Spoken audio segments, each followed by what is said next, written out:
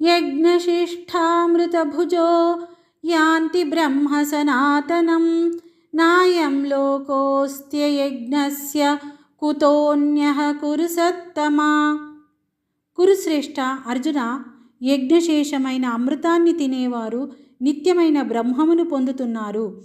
యజ్ఞ జీవనం లేనివానికి ఈ లోకమే లేదు, ఇక పరలోకం ఎక్కడి నుండి వస్తుంది?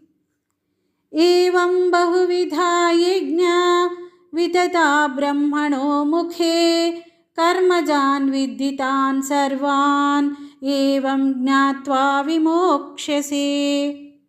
ఈ ప్రకారంగా అనేక విధాలైన యజ్ఞాలు వేదం ఆరంభంలోనే వివరంగా చెప్పబడ్డాయి. అవన్నీ కర్మల వలన పుట్టాయని తెలుసుకో.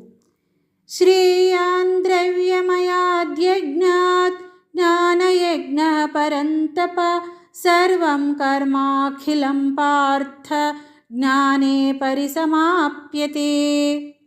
పరంతప, ద్రవ్యమయ యజ్ఞాల కంటే జ్ఞానయజ్ఞం శ్రేష్టమైనది. కర్మలన్నీ జ్ఞానంలోనే పరిసమాప్తమవుతాయి. తద్విద్ధి ప్రణిపాతేన పరిప్రశ్నేన సేవయా ఉపదేక్షంతి తే జ్ఞానం జ్ఞానినస్తత్వదర్శినః. నీవు తత్వాన్ని దర్శించిన జ్ఞానుల వద్దకు వెళ్ళి జ్ఞానాన్ని గ్రహించు. వారికి సాష్టాంగ నమస్కారం చేయుట వలన, సేవలు చేయుట వలన, కపటము లేకుండా భక్తి శ్రద్ధలతో వినయంగా ప్రశ్నించడం వలన పరమాత్మ తత్వాన్ని తెలుసుకున్న జ్ఞానులు సంప్రీతులై నీకు పరమాత్మ తత్వజ్ఞానాన్ని ఉపదేశించెదరు.